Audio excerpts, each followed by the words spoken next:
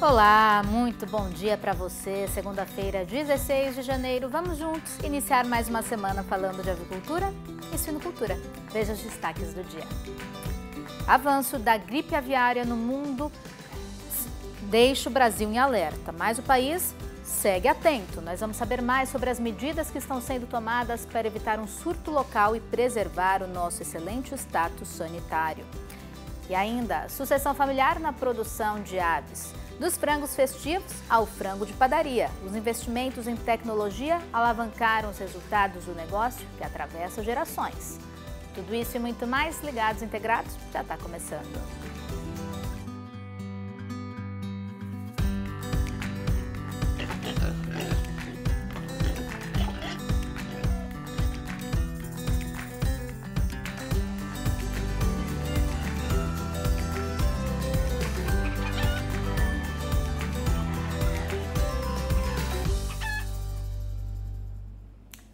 E a gente começa essa segunda-feira falando de mercado. O custo de produção de suínos encerrou dezembro de 2022 acima dos R$ 8,00 por quilo do animal vivo.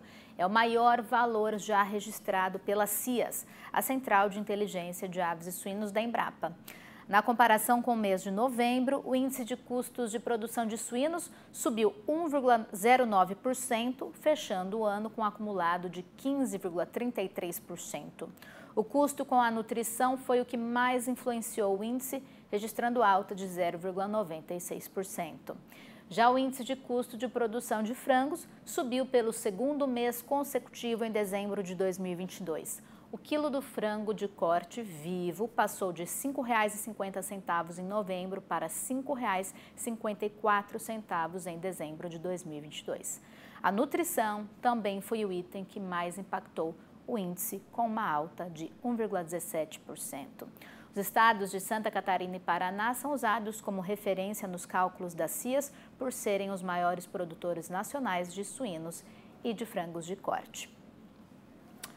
E já que nós estamos falando da Embrapa Suínos e Aves, pesquisadores da instituição de Concórdia, Santa Catarina, auxiliaram o IBGE na revisão e atualização do cálculo da série histórica de abate de frangos em estabelecimentos inspecionados.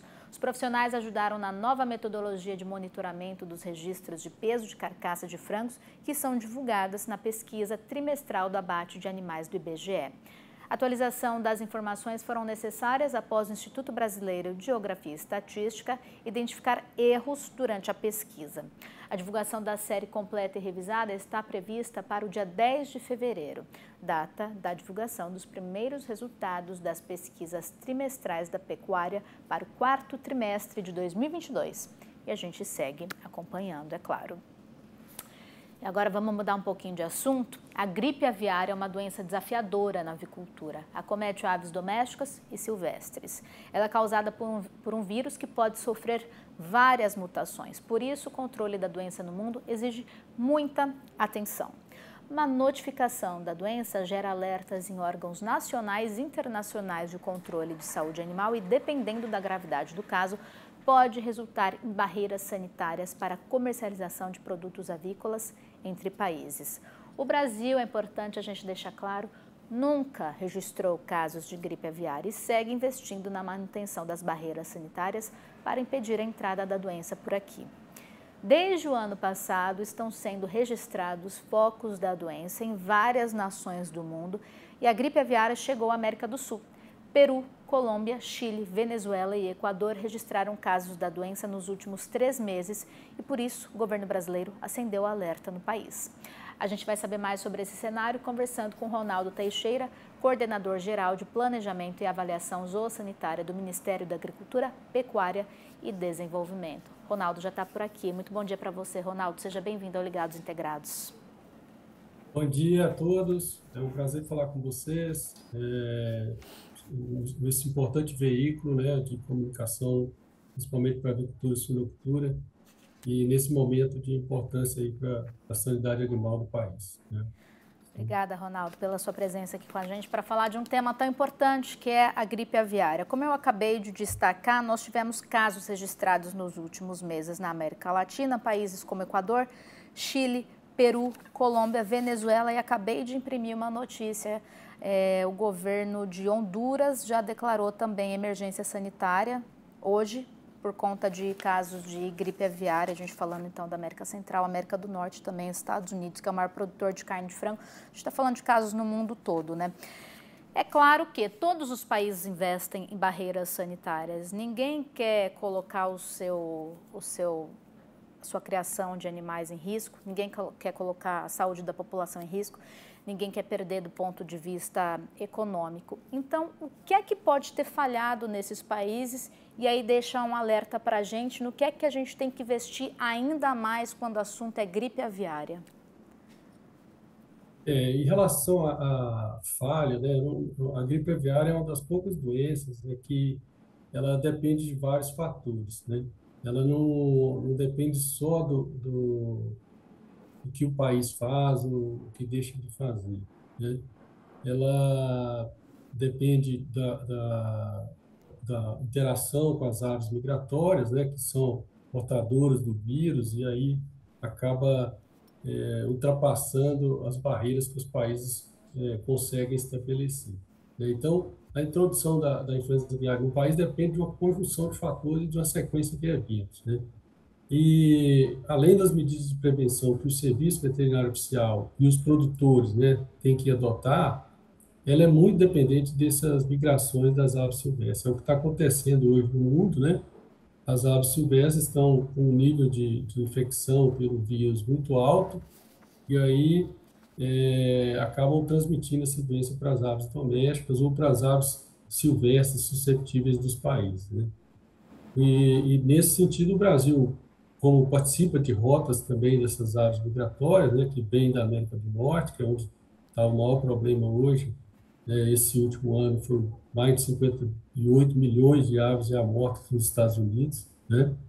Então, o Brasil participa dessas rotas, principalmente nesse período de novembro a abril, né, quando as aves migratórias fogem do inverno rigoroso lá do hemisfério norte, né, da América do Norte, e vêm para o sul buscando alimentos e melhores condições para se reproduzirem e viverem, né?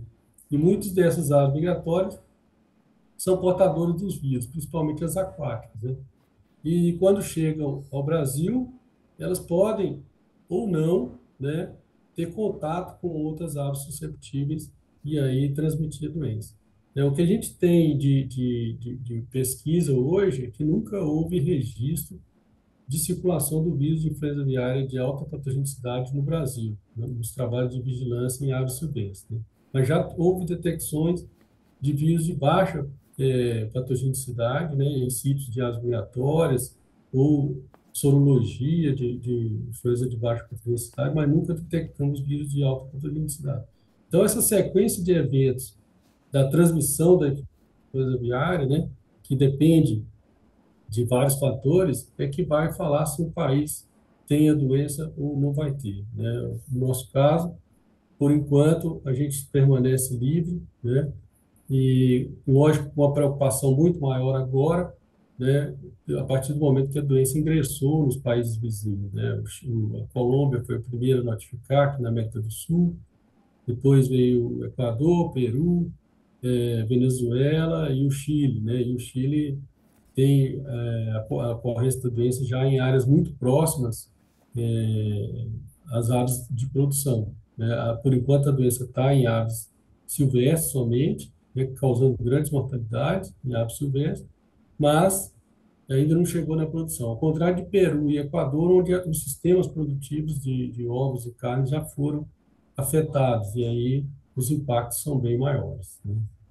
Bom, você estava falando de aves migratórias, então já vou aproveitar esse gancho para te perguntar o que é que os estados, o que é que está sendo feito em âmbito estadual e em âmbito federal para impedir a entrada do vírus por aqui, porque eu sei que as medidas sanitárias estão sendo reforçadas e, é claro, se por acaso entrar por aqui, nós estamos prontos também para agir rápido, né? Bom, Paraná, que é o principal estado produtor de carne de frango, promoveu em dezembro, junto com a Agência de Defesa Agropecuária do Estado, treinamentos para fiscais de Sanidade Avícola, Santa Catarina pediu ajuda para os pescadores para ficar atento às aves doentes ou mortas na praia e notificar as autoridades responsáveis. E o Rio Grande do Sul reforçou treinamentos em cidades que têm sítios de aves migratórias, como você vinha explicando, né, que podem ser vetores da doença numa possível entrada no país. Então, eu te pergunto mais uma vez, o que é que cada estado está fazendo, o que é que em âmbito federal nós estamos fazendo para impedir a entrada do vírus para aqui, como as medidas estão sendo reforçadas?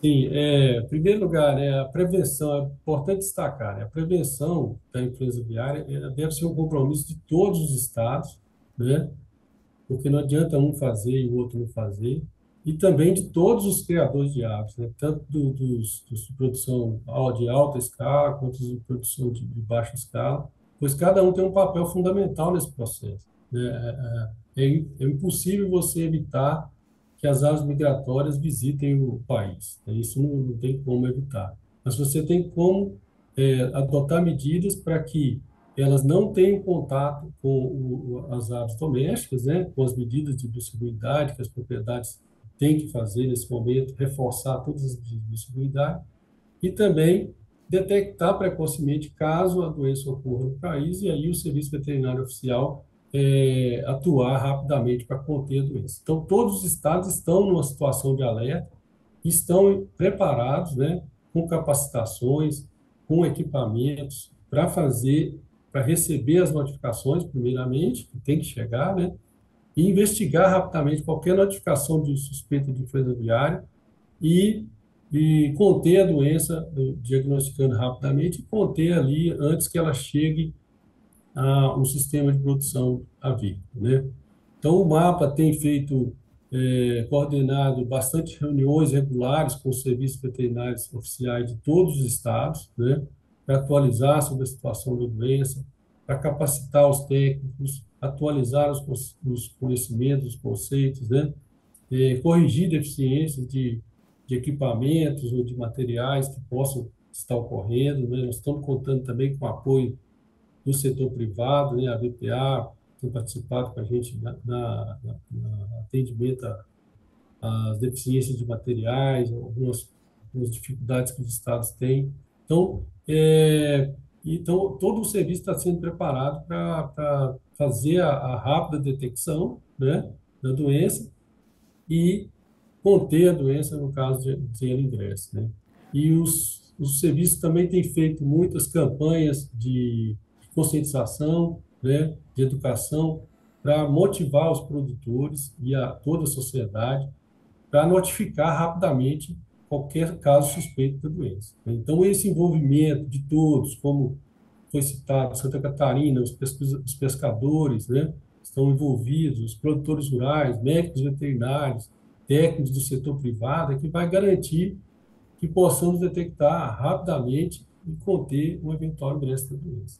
Nós também temos feito um trabalho muito importante em conjunto com as instituições e órgãos ambientais e de conservação para essa vigilância. Por quê? Pois o cenário mais provável é que a primeira coisa que deve ocorrer são mortalidades em aves silvestres, né? Ou em aves de subsistência localizadas próximas a locais de concentração de aves migratórias aquáticas, né, que vão trazer o vírus e podem transmitir a essas aves.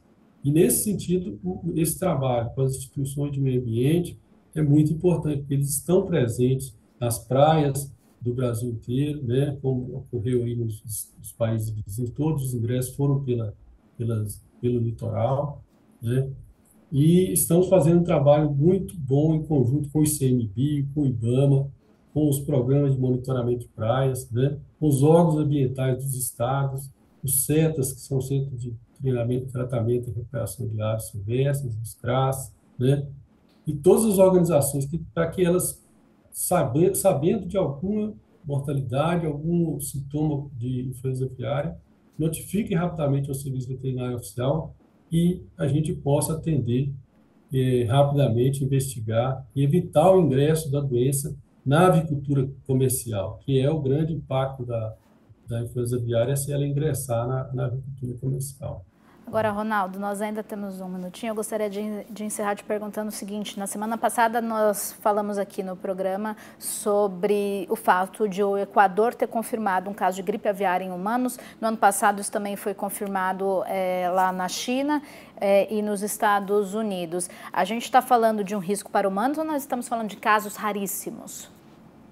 A influenza aviária é uma zoonose, né? E tem risco para infecção humana, mas o que a gente tem observado, né, nesse último ciclo, né, da doença, que é o maior da história, né?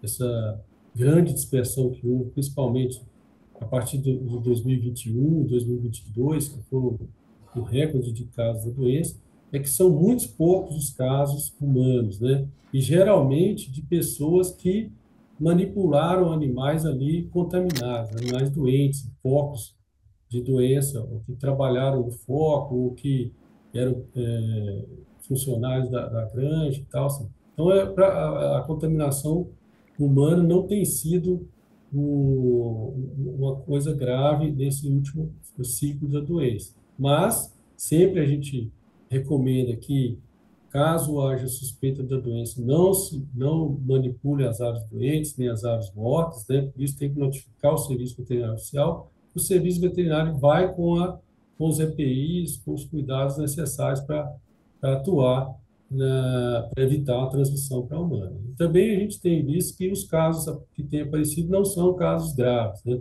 São casos leves, que detectados mais por testes de laboratório do que por sinais clínicos realmente. Porque quando tem um foco, a gente faz os testes nos funcionários das granjas e tal, e aí nesses casos é que foram detectados casos humanos. Mas não tem sido uma coisa grave.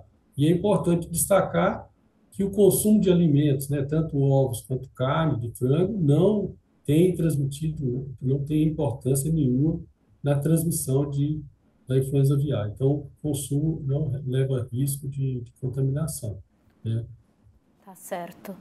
É isso, então. Ronaldo, muito obrigada por ter vindo aqui esclarecer todas as nossas dúvidas sobre gripe aviária. É claro que esse assunto é muito importante, espero que você volte muitas outras vezes e que o Brasil continue livre dessa doença tão importante para a avicultura. Muito obrigada, viu? Até uma próxima. Muito obrigado, eu que agradeço e ficamos à disposição aqui no Ministério da Agricultura. Obrigada, até mais. Depois do intervalo, inspiração. A gente vai conhecer mais uma história de sucessão familiar na avicultura que está dando muito certo. É daqui a pouquinho, não saia daí. Bom dia, sou o gerente do Regis Evandro Câmara, matriz na unidade Jacarezinho. Um grande abraço a todos que formam essa grande família da avicultura. Ligados, integrados, volta já!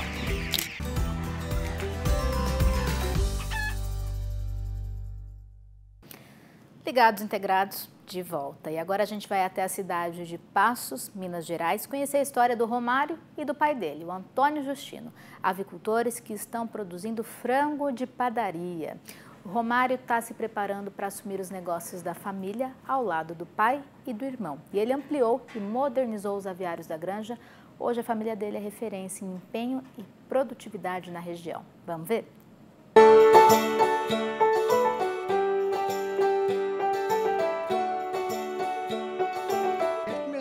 Em Piuí, com um aviário só, com muita dificuldade, e crescemos, aumentamos os aviários lá, fizemos 2 aviários lá em Piuí e viemos para a região de Passos. Aqui a gente fez mais 5 aviários, entendeu? Fez mais 5 aviários aqui. E aqui pretende aqui dar continuamento para os 2 filhos que a gente tem que trabalham nessa área de aviário, que a gente já vai cansando e vai ficar eles no coordenamento. E o Romário foi incentivado pelo pai desde criança a como cuidar dos pintinhos. Hoje, com 29 anos, não passa nem pela cabeça mudar de profissão. Vem de família, porque tem eu, meu irmão, a gente gosta de trabalhar nesse ramo. É o que a gente aprendeu a fazer. Exama, e portanto esse menino meu aí, que hoje ele que coordena, que a gente tem os funcionários aqui também, né? Então ele vem coordenar os funcionários e vem na área, todo dia à noite vem, revisa tudo para ver se não está faltando água, se não está faltando comida para os frangos, que é muito importante. Isso é um ser humano vivo, né? Você tem que estar cuidando, como se fosse uma criação sua de estimação, que a gente tem amor nisso aí. Uma paixão que a gente tem, né? produzir um alimento para o pessoal com qualidade, junto com a IJBS, e um orgulho que a gente tem de estar trabalhando com esse tipo de alimento. No início, a família produzia frangos festivos, o que levava cerca de 45 dias para o abate. Hoje, com o frango de padaria, diminuiu para 26. O lote é mais rápido, mas tem que ficar de olho. E um aviário automatizado como o da família Justino faz diferença. A questão de mão de obra ajuda muito, questão financeira que você tem um incentivo, e a ambiência dos frangos é outra coisa. Você vê a ambiência desse frango de padaria, que é um frango evoluído, que chega mais gente, incentiva ele a comer mais, que tendo a climatização sendo boa, incentiva muito a ele comer e crescer. Então, frango saudável, né? Que é esse franguinho que a gente faz. Toda climatizada, toda automatizada, tudo de primeira qualidade para estar fazendo produto de qualidade. A gente tem orgulho do que a gente faz, né? Dessa área das granjas aqui, tanto eu como minha família gosta muito do que faz. A gente tem orgulho disso, de estar criando essas aves aí. A gente sente falta de quando está vazia, o aviário fica vazio. Só nos aviários da família saem 400 mil aves para o frango de padaria, e a ideia é aumentar ainda mais. Comprou uma outra propriedade aqui para estar construindo mais aviário ali, que a ideia da gente é construir mais 3 núcleos, que são 12 granjas a partir do ano que vem, né? Porque hoje a gente está sendo, daqui dessas unidades de paz aqui, a gente está sendo um dos maiores produtores da JBS, um dos maiores produtores. Então a gente pretende dar continuidade de fazer o abate pelo menos uma semana por conta da gente aqui. A intenção da gente é aumentar bastante. Não só ficar o que ele deixar, fazer mais aviários e o que tiver de melhor no mercado para melhorar a qualidade, a gente vai correr atrás e acompanhar a tecnologia.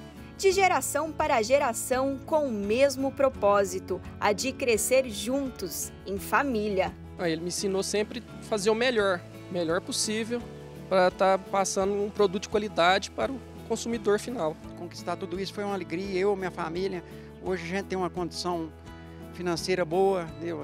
Tem carro bom, tudo através dessas criações de frango, essa beleza de coisa que a gente tem aí. É uma maravilha isso. A gente tem que ter dedicação, amor. Se a gente não tiver amor para estar junto para produzir o frango, não sai um produto bom.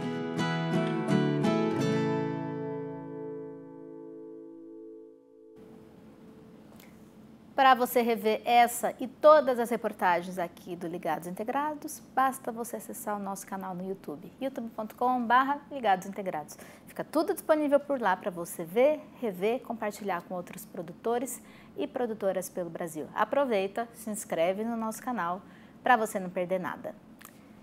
O programa de hoje vai ficando por aqui. Muito obrigada pela sua companhia. Você já sabe que a gente vai passar a semana toda juntos falando de aves e suínos. Eu estou te esperando amanhã a partir das 11h30 da manhã aqui no Canal Rural. Até lá. Tchau, tchau.